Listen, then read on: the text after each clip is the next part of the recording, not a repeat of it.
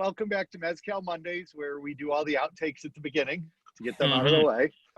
It's with our roving group of fans of Mezcal and agave, all things agave and all things Cana. And starting next week, all things grains.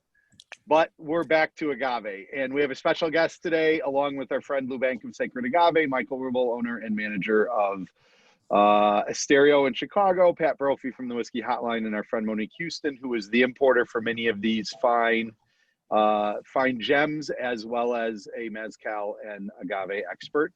And our special guest today, Pedro Jimenez, who runs Mezonte in Guadalajara, but it's bigger than that because they are one of the at the forefront of introducing truly artisanal, truly family produced mezcals to both Mexico and to the world.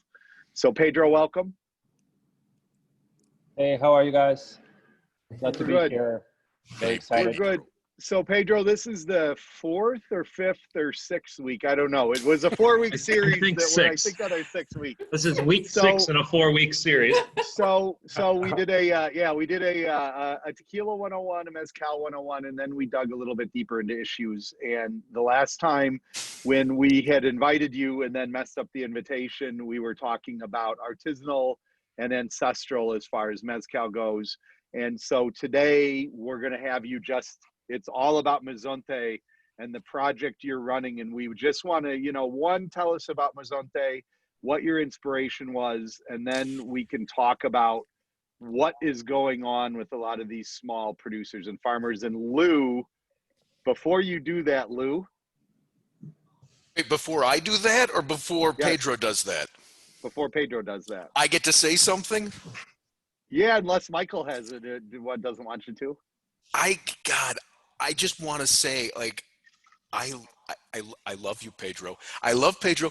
And if there's any place that I love to drink, no, that's not even the wrong way to say it. There is no place that I love to drink more than at Mezonte. And I understand that Pedro in Guadalajara, and I understand that Pedro, in fact, also owns the world's best party bar just around the corner from Mezonte. And I have been to Mezonte, I want to say 5 times. Like every time I've gone to Guadalajara, that's where I find myself drinking. I love it that much, so much so that I have never been to his ultimate party bar because I don't think there's a better bar than Mezonte. So I know that he's going to talk about himself, but I also know that Pedro is not going to say how incredible he is and how beautiful his project is. And so I wanted to do that. So Lou, if you ever stay up past 9 o'clock, No, Michael, that is the key, because the thing is, Para de Sufrir is like access to Mezonte's amazing spirits, but involving music, a DJ, maybe karaoke, probably some country dancing. It's the best. All of which sounds great for normal people. But when I'm drinking Mezonte, I want to sit in a very quiet space with just a handful of people and have a conversation where I can learn amazing things from Pedro and his staff. And so It's 2020. I think you can drink in a lot of different churches these days. It's just like you got to have a little more liberal look on where you're looking to drink at these days. So, but can we let Pedro tell us what this is all about before Lou just continues to just talk about how much he loves drinking? Take us to church, Pedro. Well, thank you, Lou, for that description of Mezonte. But you do have to go to Para de Sufrir because it's not exactly. You just have to go. I mean, will you dance with me if I go, Pedro? Of course. Okay. I will. Okay.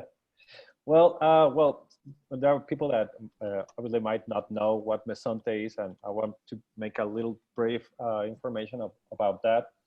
And Mezonte is actually, that's why you have to go, Lou, because Mezonte is actually an extension of Para de Sufrir. When we started Mezonte, when we started Para de Sufrir, my wife, Monica Leiva, and myself, it was a little bit more than 11 years ago. I was surprised that when I got here to Guadalajara, I'm from Mexico City originally, but when I got here, that I was obviously already a mezcal lover and consumer. For my surprise, here in Guadalajara, there was none. I mean, you couldn't find any good mezcal in Guadalajara. I mean, there was Tonayan and there was Gusano Rojo, so there was no mezcal. And for me, it was like terrible, obviously. And I've heard about producers here in Jalisco, but I haven't met them yet, 15 years ago. And then, well, I was still traveling a lot doing documentaries or films and stuff like that. And every time that I went to these places, I would ask for mezcal and bring back to Guadalajara and to take to parties in or reunions with our friends, because some of them not even tried mezcal, but not even heard about it. And I was like, what? So I had to start like preaching a little bit. So we started doing some tastings at our house, at a backyard. And then it got bigger and bigger. So those friends invited some other friends for the next tasting and so on. And it was suddenly 60 people at our house. So it was crazy. So between jokes and that we already had thought about it, was the idea of creating a mezcaleria. Probably, well, it was the first mezcaleria here in Guadalajara. And everyone was telling us like, are you crazy? You're in the middle of tequila town, and what are you talking about mezcal? Mezcal is in Oaxaca, it's only in Oaxaca, and here there's nothing, no one's gonna like it. And it was like, well, I don't know. I mean, probably that was the only way to have access to good traditional mezcales for us. So it started as a very selfish project. So after that, we opened Para de Sufrir. And what we did there was exactly the same thing that we keep doing at Mezonte. We're only open 2 days a week, Fridays and Saturdays, and it was only for tastings. So we opened for a couple of hours, invited people. We had tastings, just like in Mezonte, and then that was it. Suddenly, the people start coming and started to grow, and it has started to having its own life. And Para de Sufrir, as our first child, we had to let it grow as he wanted to. So he wanted party, he wanted more people, he wanted music. So we let it happen. So suddenly it was a little bit crowded. And even if you wanted to go to the bar or to any people in our staff to talk about mezcales, you could. But suddenly you had a lot of distractions, like the music, people dancing, people moving or whatever. So it was like, okay, that's another part that it's really fun and it's ludic. And it's also a part, actually, it's probably the main reason why mezcal exists. But we wanted to keep the focus on information. So we decided to open this other place, just a tiny place where you could put all your senses to it and talk really deeply about what you're having and why it's special, what's behind it, and to have more time, just to have more time to talk about and not to just teach. And because I don't like the word like educate, because it's an experience, and we like to share experiences, and we learn as much as the people who goes there, because talking about mezcales is talking about people and talking about landscapes and travels and experiences. So it's always enrichment for both sides. So that's when we started having that. That's already been 8 years. But the thing is that we started working with the producers a little bit more than 12 years ago.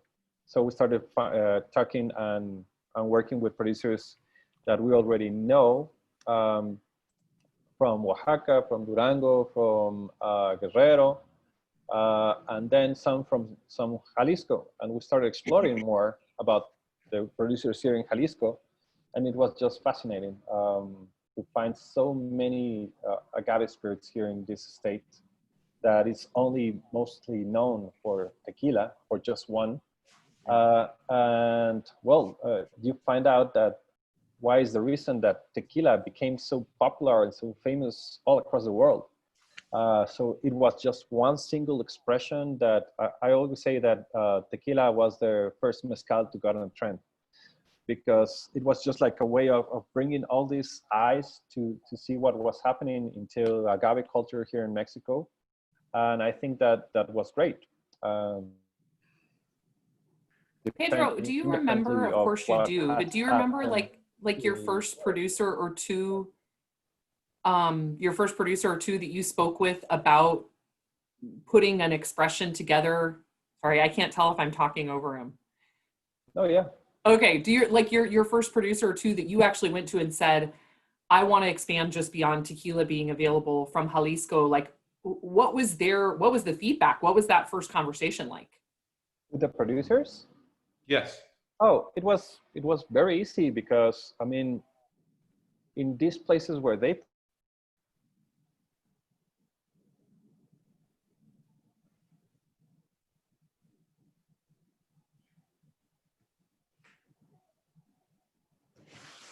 Pedro, we've got a lag maybe with your internet. I'm not sure. see, I can hear you, but I don't know if you can. It's going in and out. And I want to hear Okay. what you have to say. Me too. Me too. I thought it was just my internet. Maybe, I don't know. Oh, there it goes. How about now? Is it Now we okay? can hear you. Yeah. It's a brief hiccup. Okay. Well, the thing is that in these towns where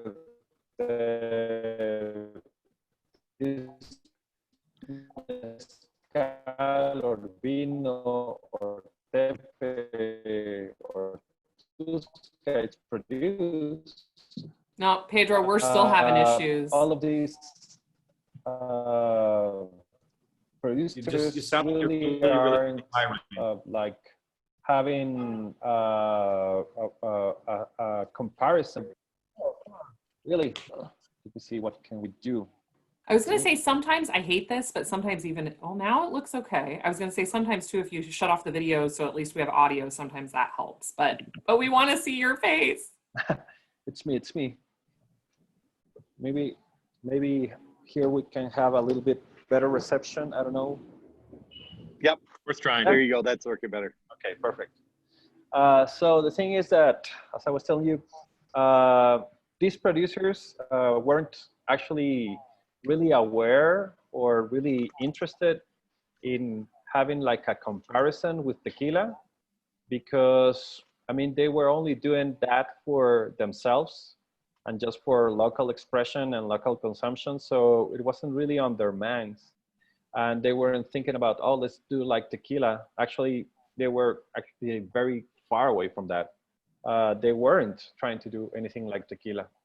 And for them, for like me to go there and tell them how amazing their spirits are, and that I wanted to share that with people in Guadalajara, for them was even like a surprise thing. I mean, it was like, why? Really? What for? And when we started taking people to those places, they were like, really? Did you come all the way from Guadalajara to here just to drink this? And I was like, yeah, of course we did. And suddenly people from other countries started coming, and they were like really amazed. And that was a beautiful thing, because they got encouraged for some things that sometimes for certain families, it was just like something that, we don't know if we're gonna keep on doing this. But suddenly from people from Mexico and also from other countries started going there and following their work and saying, this is amazing thing what you're doing.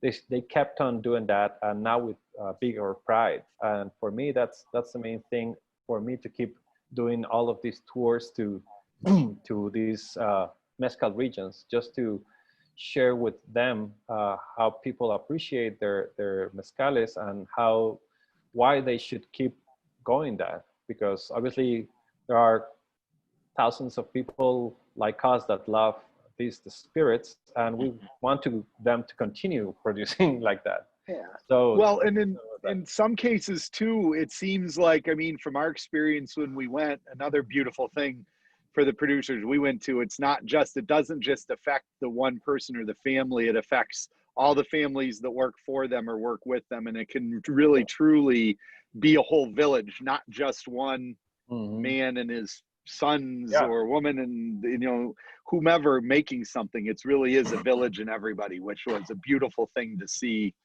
that people enjoying this can actually contribute to those people's livelihood. Oh, totally. Maybe we will get to that further on, because I think it's a very, very important thing to talk about, like the involvement of all the community into that. But yeah, I mean, I don't know, what else can we talk about? So have to ask Pedro, what was the first brand? I think that that was when we were kind of breaking up. I think that's what Monique was asking. like what was the first producer, the first family? Well, there were, I don't remember which one. I mean, from Jalisco, right? Probably at the same time, Macario Partida from Chacolo and Ilegardo Joya, who makes the most amazing raicilla that I've ever tried. Actually, have you ever had people turn you down or just not understand like what your intentions were and maybe not like feel comfortable with it, or people that have taken a little bit longer to understand your project? Well, probably yes. I mean, no one, I have never turned down anyone or otherwise, or the other way around, because first of all, it's not like you get there and just talking about business or stuff like that. It's just like to hang out and let them tell you their story, because I want to hear it and I want to understand that part of that community and to see how they live. And I blame my anthropological side, like this documentary side of mine, of trying to understand better and to hear the stories that they want to tell, because I think that's very, very interesting for me. So I think that makes people a little bit more comfortable, maybe. And obviously, if they're producing, even if it's a little bit, like a couple of liters or whatever, they do want to sell. So obviously, it's always in their interest. But depending on the approach or the plan that you offer, or how do you plan to make a better, a better structure of their economy and their social involvement. I think maybe that's how we decide, both sides, how and if we want to work together, because we've always for sure have met I don't know if hundreds, but a lot of producers that we haven't worked with. And a lot of them are really good producers, some of them are not, but it's depending on probably the way that we feel with each other. I think that's the most important thing. And I think that happens along with all these other things that we do, like the film industry, the art, all of our little places. It's just like having a crew or working with people that you feel comfortable, even though if they are not like the biggest producers or the best quality, blah, blah, blah, or whatever, is the people that you feel connected with. And if we have that, then we can work anything. We can do anything from there. We can understand each other, and understanding is the basis for any kind of project. So I think that's the main thing of talking before even getting to business or anything like that. And we continue to talk constantly. I mean, it wasn't just a single conversation at the beginning when we started, and then it's just only transaction. It's always like having parties or conversations or gatherings, and then going and trying mezcales. And I mean, it's just like more into kind of like a friendship kind of relationship. It's also just that drinking together is such a sincere thing. Like, I've had the pleasure of spending time in Mezonte, but also touring with some of your partners. And we always have people along that don't even speak Spanish. And so all it takes is sip, sip, salud, and that big smile. Like, I taste what you're doing. I'm getting my head around these ancient processes, and to share that smile over that drink is so meaningful. And with that food too. And then walking across, I mean, among these agaves and all these landscapes, it's all part of the whole experience of being involved with the culture and try to represent it as much as we can, as truly as we can. Because that's sometimes the part of like the tricky part of it, because when you get into this other side of offering these spirits to people, even if it's here in Guadalajara or in another continent, it's really tricky, and it's a thin line, just not to treat it as another product, because you have really to translate what that experience of having a sip with them and having a conversation with them and eating with them from products from the things they already farmed and harvest themselves, and understanding all that, then just to go to a place and, oh, this is a very special mezcal, and well, this is the cost, and I hope you get it. And it's just, no, it wouldn't make any kind of sense to me.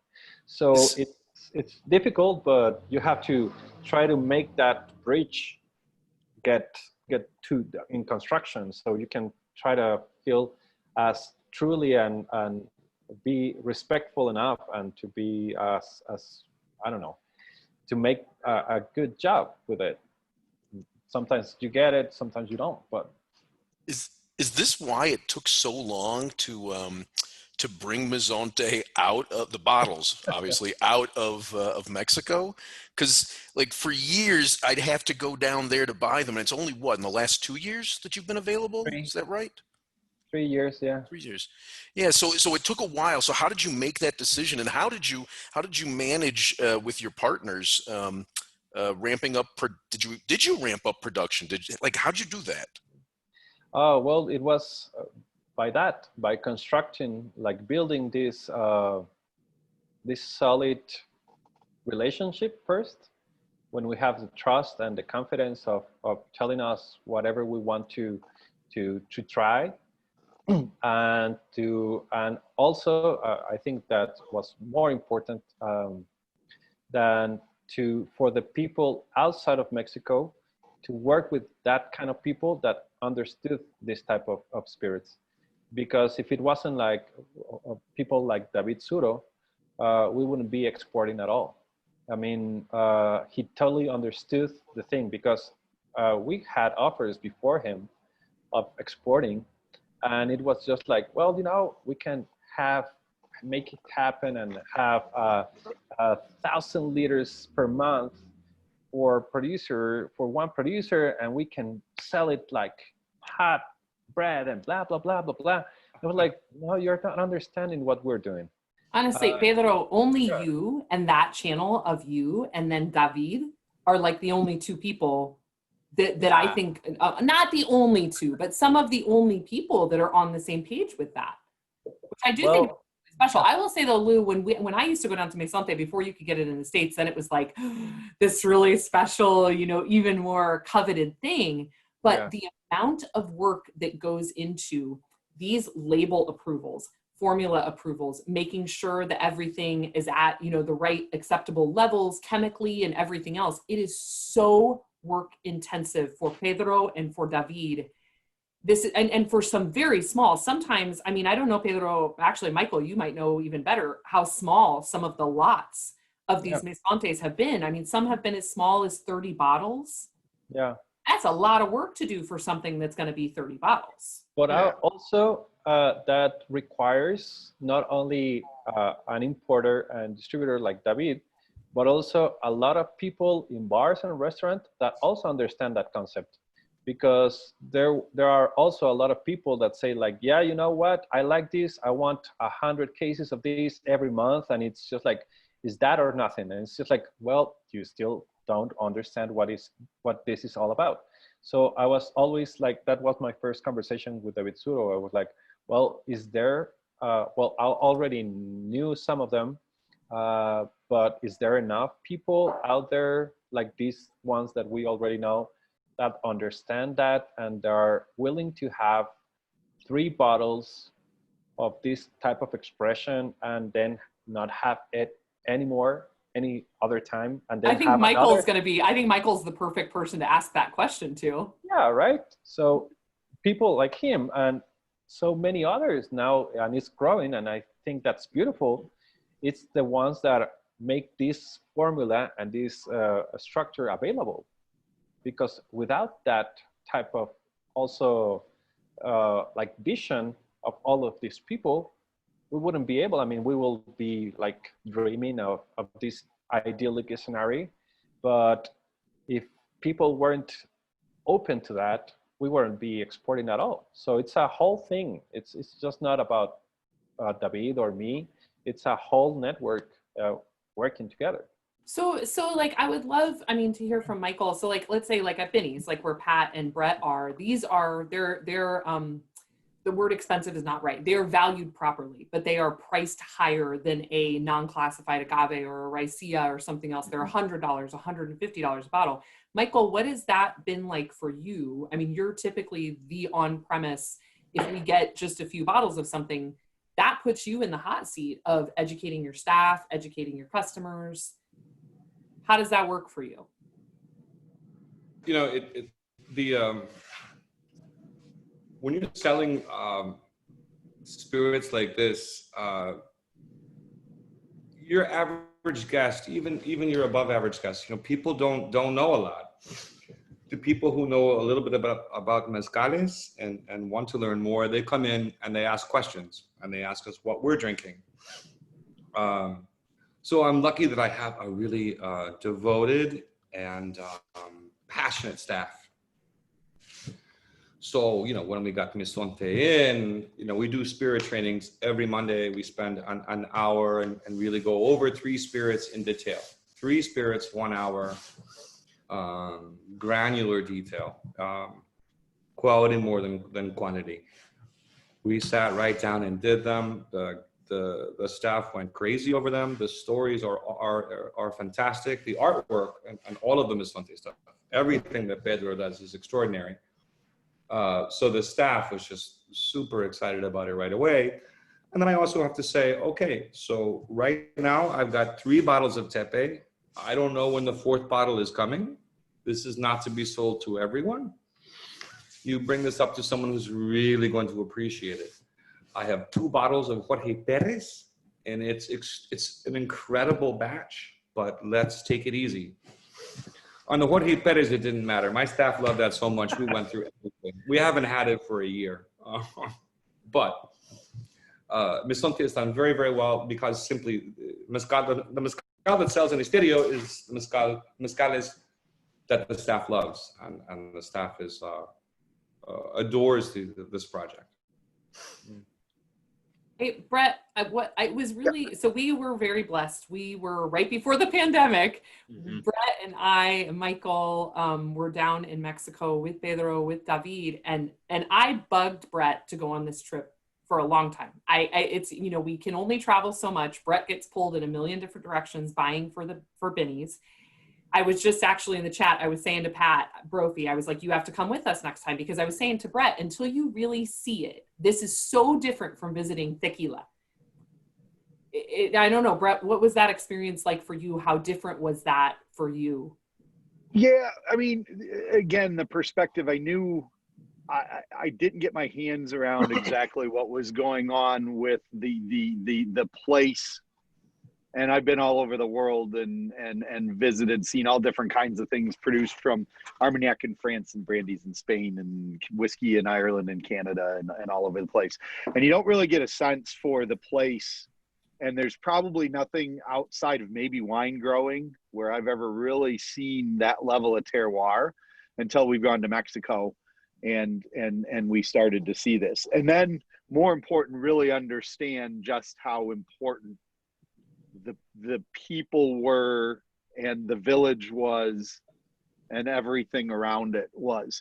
And we wouldn't, you know, we have to translate this to a little bit more, you know, we have to translate this to all different levels of people. Michael is going to generally work with people who have a more specialized interest because it's a specialized, although general people will come in, whereas we kind of have to deal with everything I had seen before was all industrial, you know, I mean, you go to the Cuervo plant, or you go to, you know, a Sauza plant or something like that in tequila. Now all of a sudden you're seeing plants. Yeah. right. Plants. No, I mean, you go to Right. a plant and now a factory, right? Yeah. Or go to Maquila brand or whatever. You go now all of a sudden you're standing beside pits in the ground where there is free run, where agave are smashed with wooden mallets and the free run goes into the ground, and it's a natural fermentation, and the pits in the ground have existed for 10 generations. You know, it's a completely different animal. And then how can we come back and translate that? And more important, places like Benny's can kind of scare some of these producers because they think, well, it's too big and they're not going to, all they're going to want is the next thing that they can floor stack and put on. It's like, no. You'd say, of course we want that. But we also want the things. And you know what? If I can get 6 bottles of a Mezonte and put it in the Lincoln Park store and really have some critical mass, and it's in a place where the customers can't get to that unless we can talk to them, just like Michael, you know, to kind of keep certain things back, then we can start to tell that story. Well, I mean, about what I love about it, Brett, is, place. and Pedro, you got to get up here and you got to visit us whenever it's viable. But when you look, when he's talking about the lockup, like the big locked room, it's this beautiful glass. You know, you see $10,000 bottles of cognac in Lalique crystal decanters, 20, 30, 40, $50,000 bottles of scotch, and Mezonte is there. That's the premium thing up there. So it's like that type of person, that's the room that you have to go in to buy it. And but like the person unlocking the door to take you in there has a knowledge about that spirit and is the right person to talk to you about it. But it's in very good company. Yeah, and it makes me think about too the one when, you know, we put this, because you said it, that, you know, Pedro, when you were talking about the relationship, and it's not just a business transaction, it's a relationship. And it is, you know, I thought about how people reacted when we said, you know, when you tell Santos and some of the people that we meet that you're there, and you say, okay, listen, we're from Chicago and we have big stores that are all over the place, and people there care about what you're doing. Mm-hmm. And I mean, I think that I don't, you know, maybe we should sometimes send pictures of the Mezonte bottles from the different producers beside a $10,000 bottle of scotch and a $500 bottle of rum and a $500 bottle of bourbon and fine cognac and Armagnac, and just show it's like, by the way, this is what people think of you, right? It's not just that it happens to be expensive. This is what people think of you. And that doesn't have a monetary value. That's something that is more, you know, from the heart. This last time that I was actually just before the pandemic, in February, in California, and I was with Gino, like touring some of the places and giving some kind of like seminars and tastings and so on. And it hit me just that, Brett, that I was like, I always show people pictures and videos of all of these producers, how they work, how they enjoy what they do of their lives, and like it's like an invasion to their own private life. And I was like, yeah, and why I don't get some pictures of these guys who are actually drinking it over here and show them to them. And I was like, well, you know, after every tasting or every seminar, I will make a group shot of all the people attended, and for them to see them after that.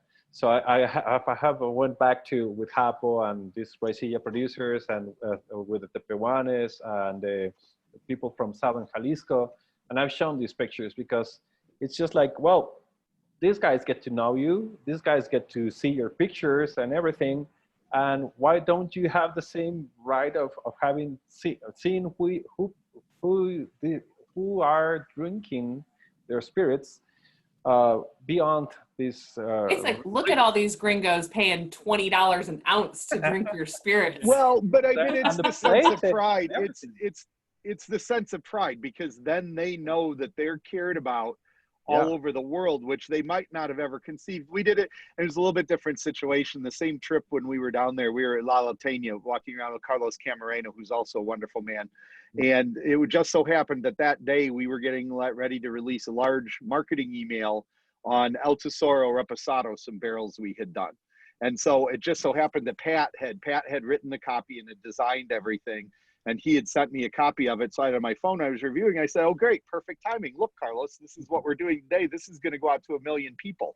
And, you know, Carlos was like, you know, Carlos travels. So Carlos is like, that's great. Let me see your phone. But he took my phone and he went up to the distiller and said, see this? This is why this is what you're working. This is, you know, 1 million people are going to see this. And that's the tequila you made. And now 1 million people are going to see it. And, you know, the distiller was kind of chuffed. It was great because it kind of had some impact that this is what you're doing is important and not just to the village, but to everywhere. Yeah. So Agree. Totally agree. I don't know if you want me to share a little, some pictures and stuff, because I think it would be worth to talk about this, since you were talking about the terroir and the people, maybe to show you a little bit for all of those who haven't been here and appreciate it. Maybe, let me see. I think that'd be beautiful. We did, what did we do? We did Tequila 101, then we did Mezcal 1, 2, 3, and then we did other Mexican. So we did aguardiente and charanda. So yeah, it's like everybody's ready. Everybody that's been on for 6 weeks, they're ready for this. Okay, but now you have to let me share my screen because I can't. Share screen, let's see. I think. All panels. Hang on. Yeah, sure. I can't believe how quiet Lou is. All right, you should be good, I think. Okay. It's a beautiful sound, Monique. The sound of Lou saying nothing.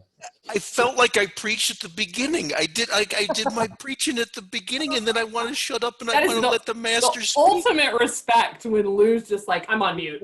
Pedro's here, I'm on mute. You're running the beautiful sound, though. Can you see my screen now? Yep. yeah, absolutely. It's perfect. Okay. I did this presentation for that trip to California. I don't know if you've seen some of this, but just like a quick view. Well, this is like the people from the states that we work with. Since you all know, we basically work with people from Jalisco, Michoacán, and Durango that are the closest to this region. But we work with people from Guerrero, Oaxaca, Puebla, Estado de Mexico, Morelos, sometimes with San Luis Potosí, but most of them, it's just these ones. And well, here in Jalisco, from different regions, northern Jalisco with the Tepehuanes, southern with people who make Tusca. Well, they make vino or vino mezcal. The Tusca, it's just like a name that they used to use. Not anymore. It's now more for commercial purposes. And the west for Raicilla, in between you can find Vino del Cerro, Vino de Chuguilla, down here with the Jalmich, the Vino de Olla, and the center Barranca and Tequila. Before you go on, Pedro, can you just, so how many of these terms are you actually using now? And how many are you able to use for the bottles that you're bringing into the US? Well, right now, all of them. I actually only put Raicilla in the one of Hapo. That's just to identify the Raicilla. The deal of Raicilla just started, and it hasn't been consolidated the council or the norm, so it's still available for everyone, and then will have to be certified through that council to be called Raicilla. And all of the other ones are without DO, but tequila, obviously. So, but we always put it, because it's a requirement here in Mexico, as destilado de agave, or now aguardiente de agave. And that's how we'll be going on, at least here in Mexico. Wait, hang on, sorry. Like, this is news to me. So aguardiente de agave is the phrase you use now in Mexico, but you can export as agave spirit. Yeah, yeah, that's okay. right. Okay. Yeah, it's because of all of these NUMs here in Mexico. Before it went on the NUM 199, you can still call it destilado de agave, but from September on, it's going to be aguardiente de agave. But for exportation, it doesn't really matter. It has to be under the standards of the U.S. So that's spirits distilled from agave. Then, like for example, here are some of the producers that we work with: Lorenzo, Tomás, Santos, Cande. Well, we will also work with Don Chayo, Arturo, Macario, but the ones that are getting out there to the States are these ones. Raicilla, we only sent Japo, and Tepe, we sent from just one producer, that is Asiano, and probably next batch will be sent. It will be from his wife Petronila. So stand by that because it's an amazing thing. Wow. Yeah. And well, producers like, well, this is Japo, and what I love to talk about the producers, it's to talk about not only the people, but also the places where they grow their agaves. Well, just look at that. I mean, you can see Tezcalama, you can see this is a wild fig, different types of trees. You can find papaya, you can find coffee even. Japo used to produce coffee. And look at that agroforestry. This is probably not a thing that you see at Los Altos or Yeah, it other does not look plantations. like what's behind me at all. Yeah, no. No different. Well, look at that type of grass and that type of size of these agaves. Wow. This is the mezcaleras from Japo, for example, and those mezcaleras are the same thing with all of these producers that we work with. And that's another thing that we also consider a lot in the way of relationship, because we want to preserve this type of work, because it's understanding the nature cycles and the nature balance too. So, And what are those agave? those are mostly amarillo, and some of them are verde, and every less and less it's some cenizo, because it's getting almost extinct. We're working on that, but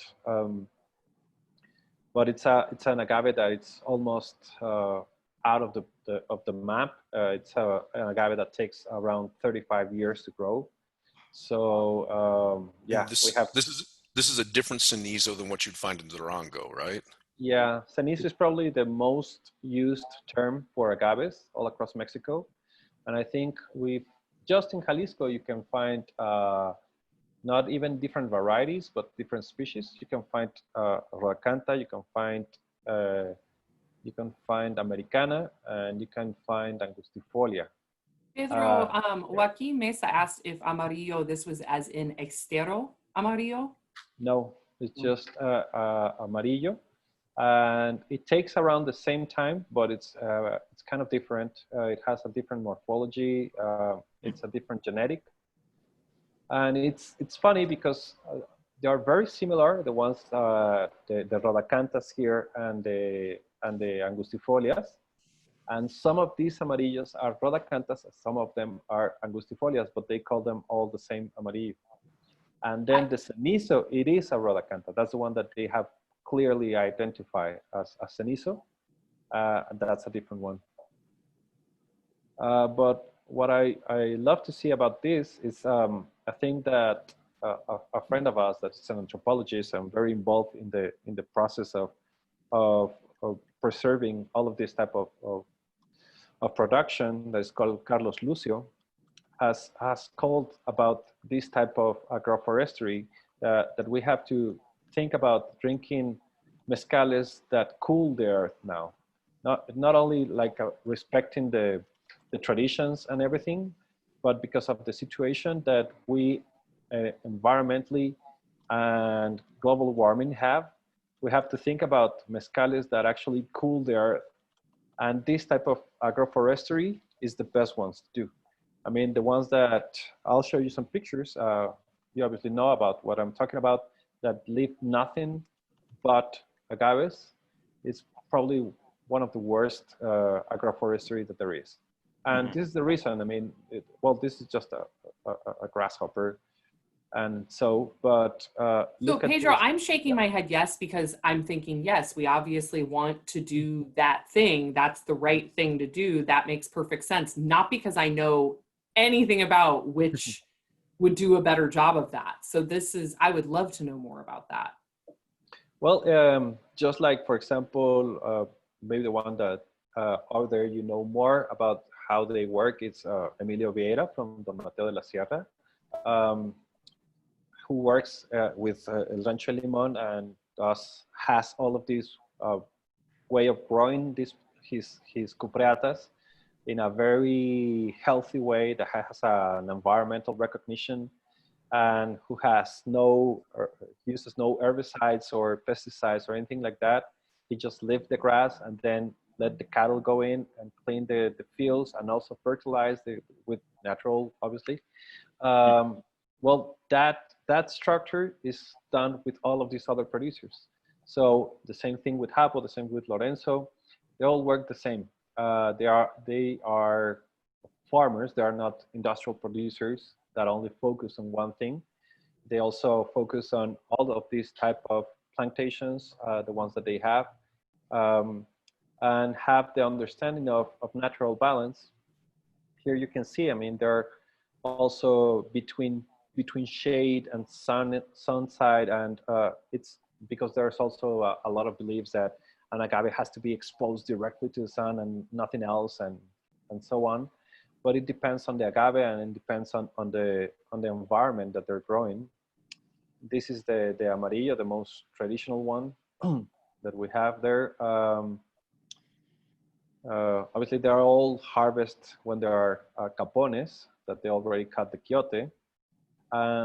And this is probably the reason why they call it raicilla, because of the stem that goes out from the earth. And people thought that might be the root, the raíz. That's why they call it vino de raicilla, that comes from this plant that makes root. That's probably the most acceptable anthropological description of that. Whoever tells you that they have the fact of why they call it raicilla, let me tell you, they're lying, and there's no evidence about that.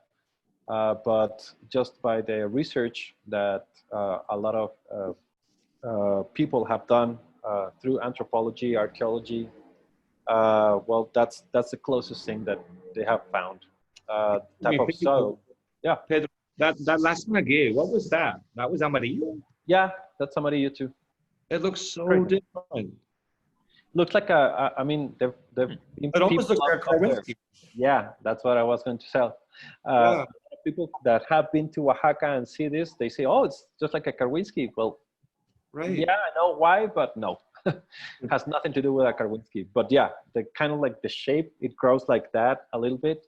And also they shaped a little bit the pencas, so it makes it appear more like that. And the pencas drying out near the bottom, it reminds me of like a quiche. Yeah. I mean, it's just like any other type of agave that starts to dry out the bottom leaves when they start to grow older. But yeah, and the soil, it's also very important, obviously, to talk about this minerality. In this picture, I wish we could see the whole detail about that with that, but no, you can't see it. It has almost like gold in it. I mean, it's beautiful. It glows. Pedro, this looks like cat food to me. Yeah, but it's not. It's not. It's food for these guys, these little cows. And obviously the type of production that they have, it's very, very important. The way of producing has to do a lot with the terroir too. I would adventure to say that Mezcal is the expression of all spirits that represent more the terroir than any other. Not only because of the plant grows for so many years, but also because they use everything around the area of their own town to make the mezcal. All the tools that they use, all the recipients where they ferment or they crush the agave or they distill it, it's from the same place. So every ingredient that it's used in there is not because, like, for example, like in wine or aging a tequila or a mezcal, that you bring this French oak because it has this very proper characteristics for this and that. It's not like that. They use what they have around, and that's probably the best expression of the terroir. Like this, I mean, the the escalama trees for these wooden canoes. You see.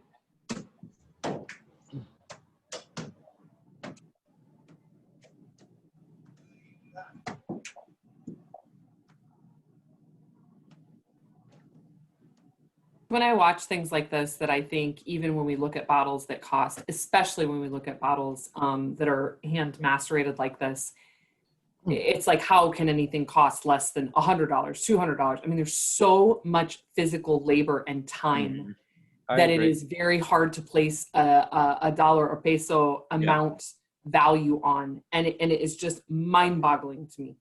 I agree, and sorry, Lou. Yeah. No, go ahead. All you. Well, what I would like to point out in this video, this clip, could you hear the audio too? Mm-hmm. Yeah. Okay. I'll play it once again, but before I'll describe a little bit. What I see, besides that, is a very important thing, what you are pointing out, Monique, about the hard labor. It shifts of 8 hours straight doing that. Just, it's so crazy. I mean, so exhausting.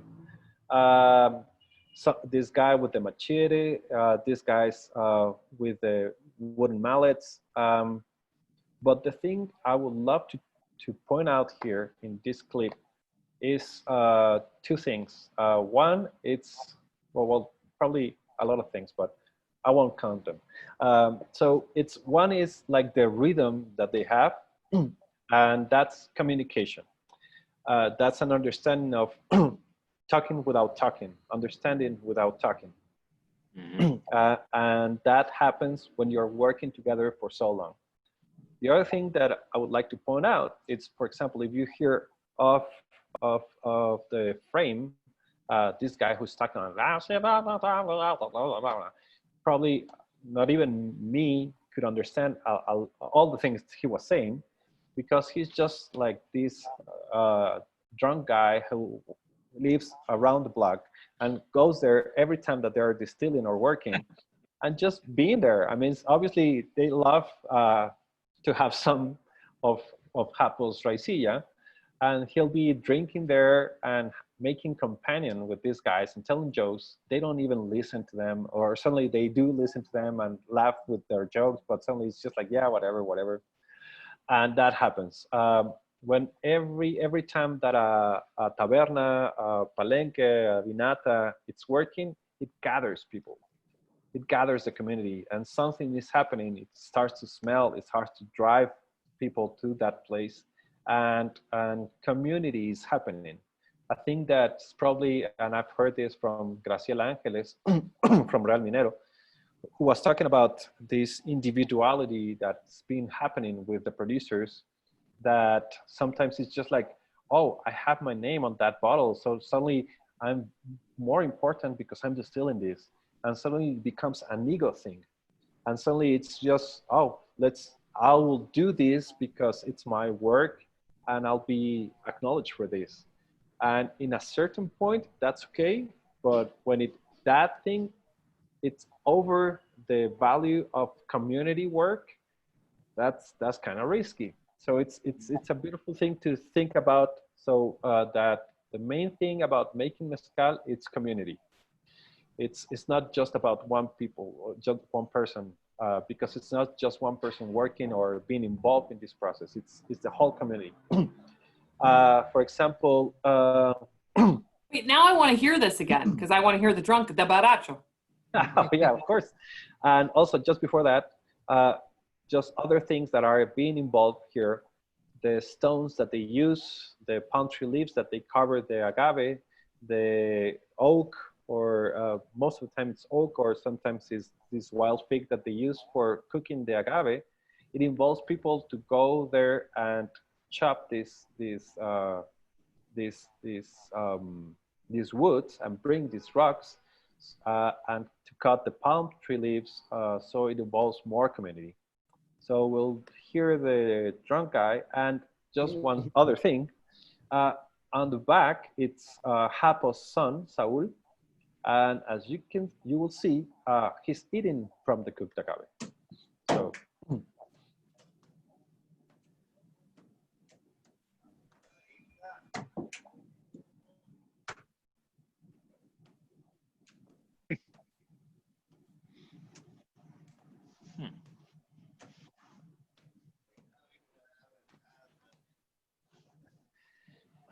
Well, he was a little bit quiet in the middle, but yeah, I don't know if you heard it. It's so great. Yeah. I remember too, my first trips really early, before a lot of producers were even like selling into the United States, even if they were selling into the United States, before anything was like approved, had gone into a tank and they looked at the methane levels and certified it. There's always some guy coming out of the woods with an empty 1 liter Coke bottle, Yeah, ready to buy whatever, you know. That's really, really common. it is. And the other thing is that, since, for example, the Saul that was eating this cooked agave, here you can see there's a neighbor from Hapo who's picking up a little bit of the cooked agaves, and she uses that for cooking tamales de mezcal. So what they do is like a reduction of this crushed cooked agave, and then they blend them with some corn powder and just make this delicious thing. And it's done for the fishermen in Chimo who go out very early in the morning and they don't have anything to eat. So they take that because it won't go bad. And they don't need to warm it up or anything like that. So it gives food to the fishermen from the same community.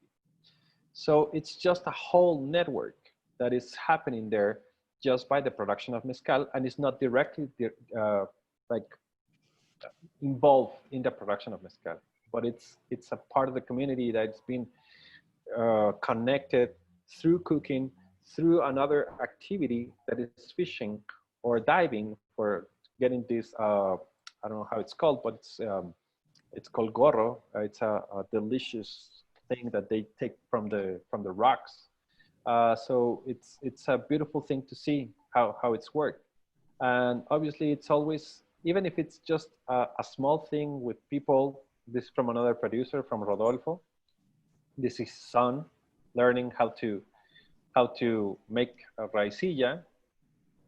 But as you can hear, it's always music there, and it's always like a little party. And making that in that way makes it special. It's not just go to work. It's go to enjoy their lives and their style of living there. Pedro, how early will someone maybe kind of start apprenticing their son or daughter or nephew to work? Oh, let me see if I have that. Very, very early. I just know, you know, like Pat's got a couple kids, and he's probably thinking, you know, along those lines. In my backyard, for sure. When you can get Colette to start working, it'll be great. Yeah, I agree. Let me see where that video is. Well, it's very, very early. I mean, most of them are around 13, 14 years, maybe less, when they start like bringing the lunch to their dads or to their grandfathers when they go to work. And it's just like that. I mean, it's just, they start learning by watching what they do. And then they start getting involved, and suddenly it's more and more, and they suddenly are distilling their own mezcal. So it's a very beautiful thing. Well, I don't know. I mean, I think we can stay on for a while longer. We could always talk to Pedro for hours and hours and hours. But I mean, I think kind of part of this too is like, what's next? You know, I feel like you're out there really on the ground level, you know, speaking to everyone all over about what's going on and what the future is. And the future isn't going to be these things that we're seeing in the States that are like large batches. It's going to be what you're seeing on the ground. I think what that people are discovering. So what's next? Can you see my screen there, like a little video? No, right? No, we're on the outflow from the stills. Okay, let me just change the sharing. I'll And while stop you're doing sharing. that, Pedro, the question came up, how does Mezonte differ from a project or brand like Mezcal Vago? So that question just came across. Well, Vago works mostly, well, it was like a kind of like a family business, no? Through that, his wife and his father-in-law. That's how it started. It was like father-in-law, then it was uncle, then it's like cousin. Exactly. So I think it's more like they are producing. I'm not producing. I'm working with people that work in a certain way. We're working with people that are, I mean, we're both working with traditional producers, but maybe our structure is wider, and that doesn't mean better, but it's just different because we work with different producers from different regions without family being involved. Maybe that would be like the difference. Let me show you this. Now you can see this little video, like a cell video. Yeah.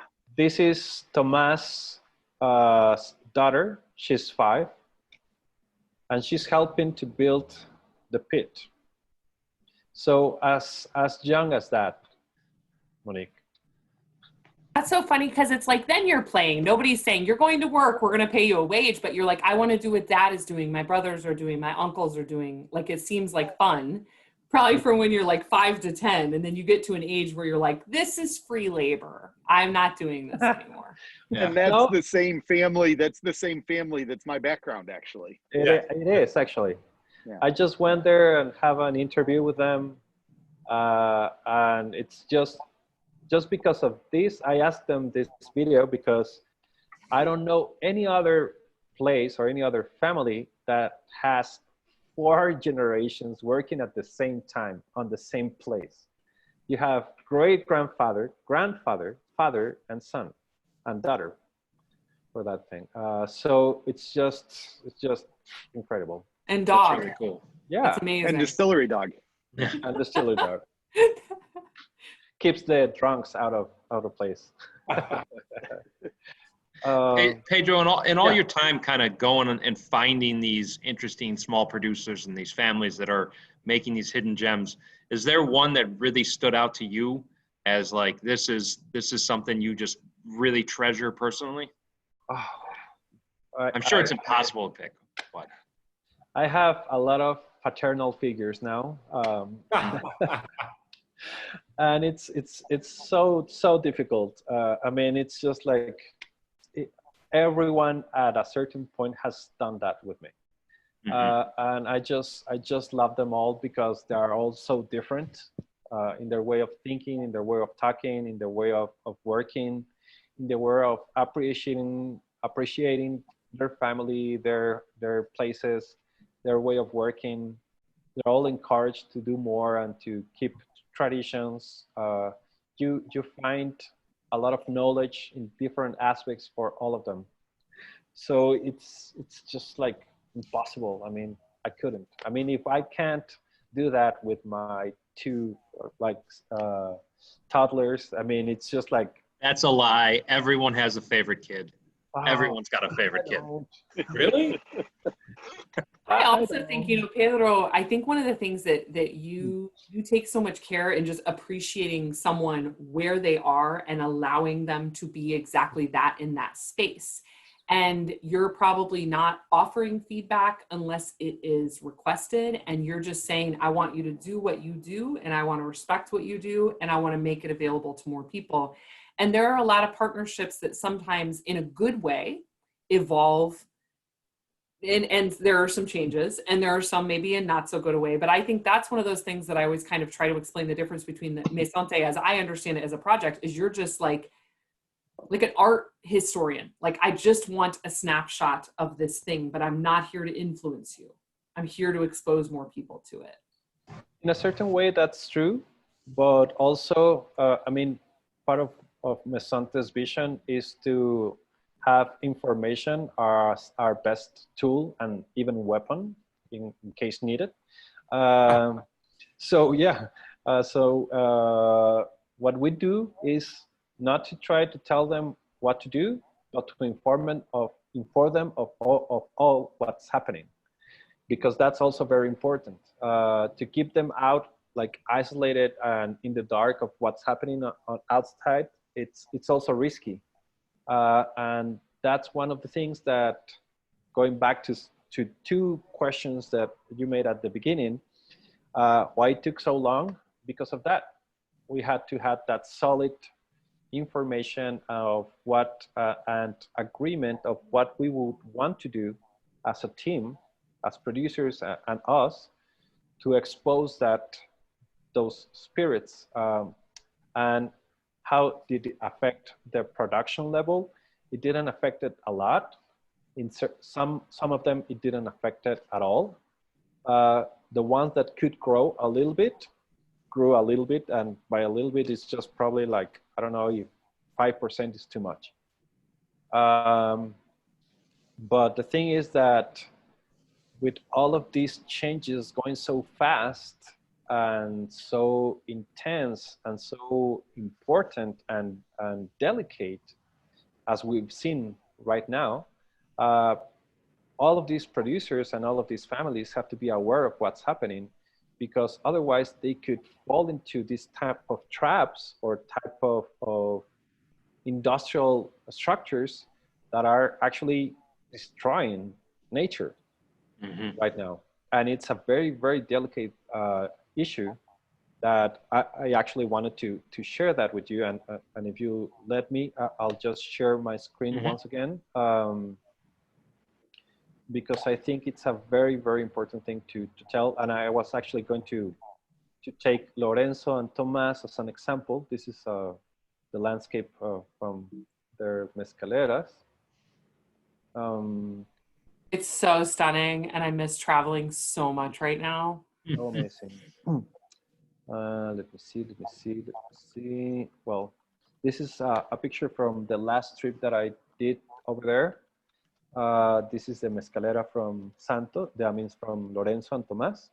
So once again, just like with Japo, but different vegetation, it's the same thing. See, grass growing to keep it cool, the earth, different types of trees for birds to have houses, as Tomas say, and to be there, who are also plague controllers, and also cools not only the soil and the space, but also gives shade to people that are working under the sun all day.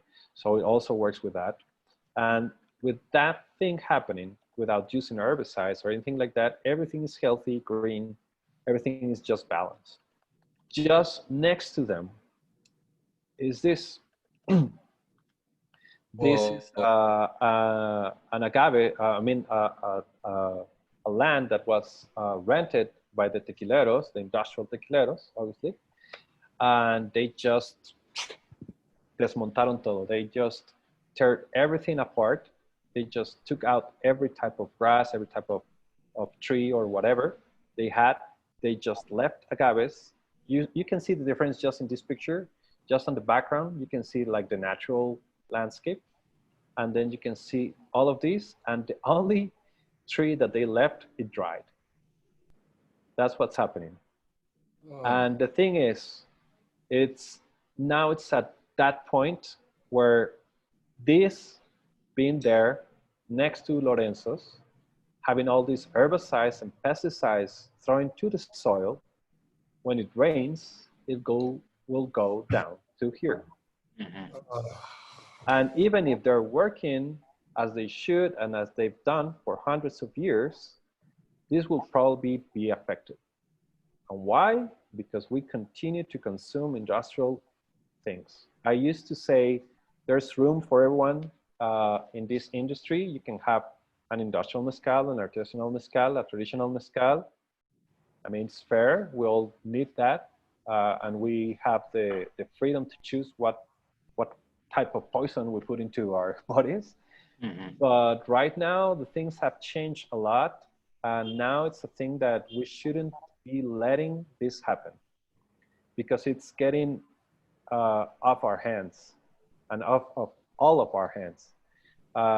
So if we don't want this to happen with every place that there is, we should consider not only what projects we are supporting, but also what type of even governments or legislations are being taken, just like the DOM or the DOR or the DOT, all of these denominations of origin, who only focus on producing more instead of better, and producing in an intensive and fastest way that there could be, that goes completely opposed of what the natural cycle of nature, agaves, and all of these plantations have.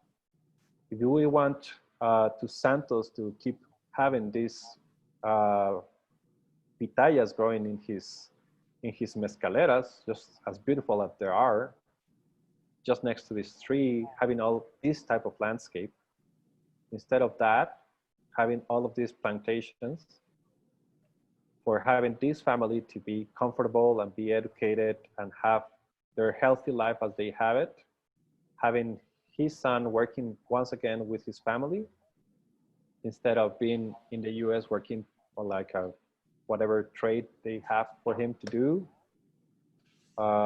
We have to be really aware of what we're dealing with. These are the bats that you were talking about earlier, like the bats in the ground, fermentation bats. I mean, all of these, for example, this is the land from the Tepehuanes, this beautiful high forest with wild plants growing there. This is another cenizo. This is actually Xerebi or Xerebei, also called. And there's also some other, the Masparillo, who in this case, it's a blend of, well, a hybrid between Bovicornuta and Maximiliana. And all of these are reproduced only by seed.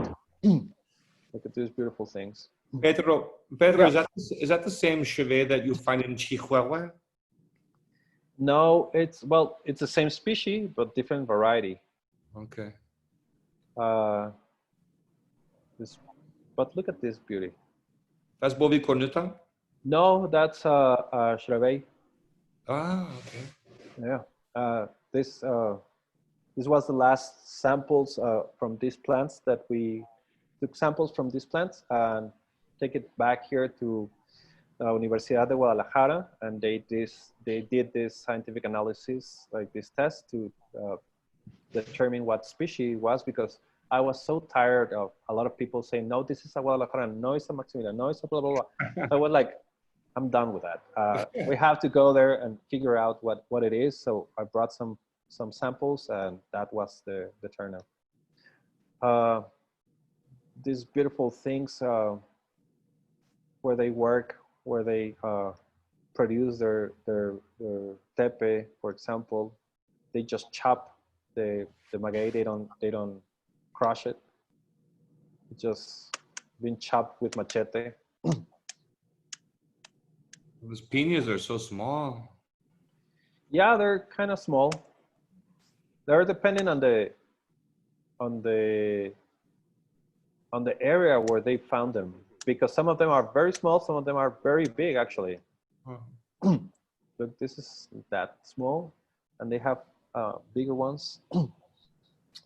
Well, yeah, I mean, what I was trying to put, this is Asiano looking at the Sierra.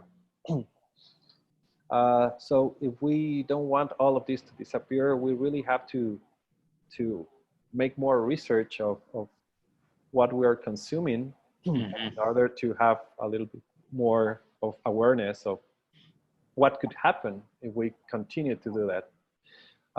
And going back to the information, it's because of this that we do deliver information to the producers. So they are aware of the importance of reproducing by seed, having keeping these traditions and way of working as they have done. And that's why we set this type of kind of like conditions with them that actually are agreements.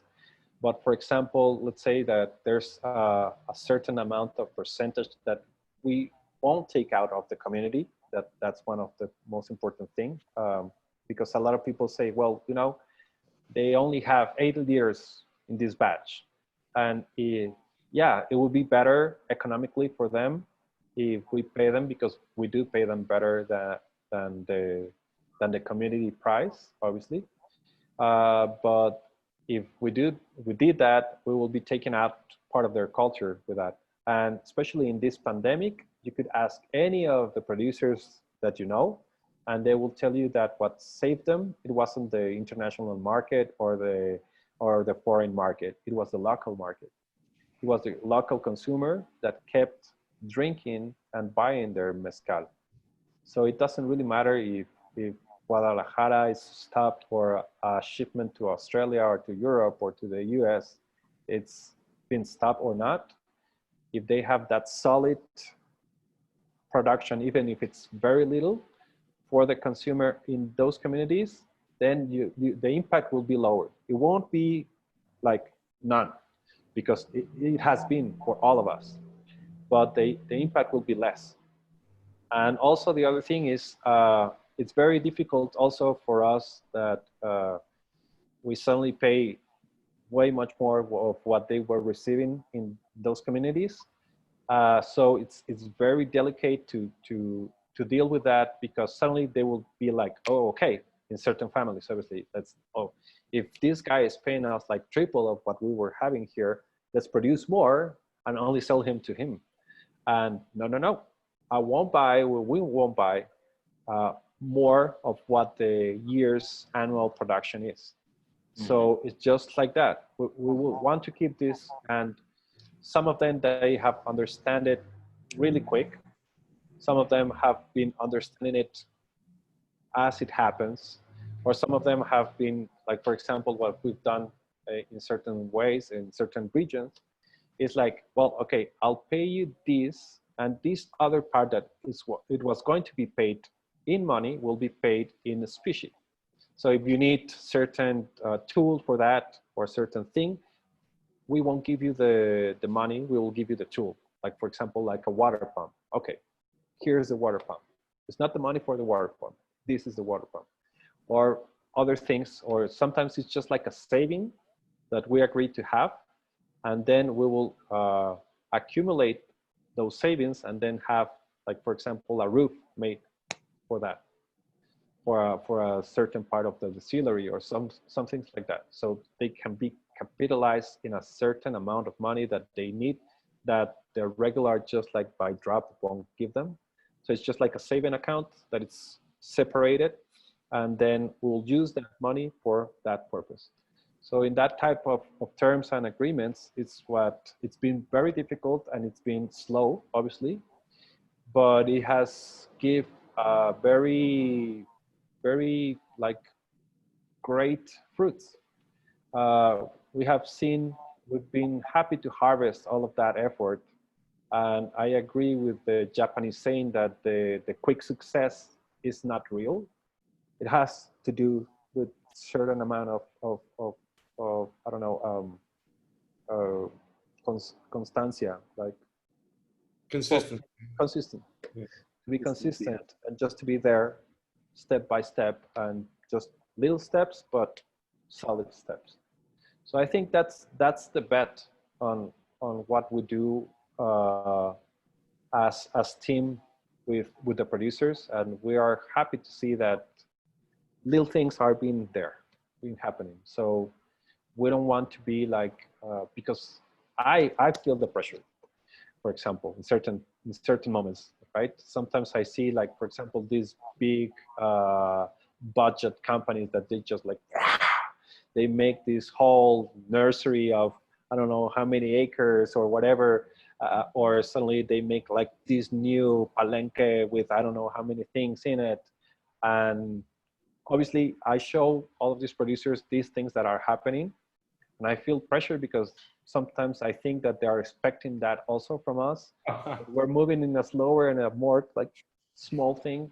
So we're gonna get there, but it's just like it's gonna take a little bit more time because we don't have enough money for that.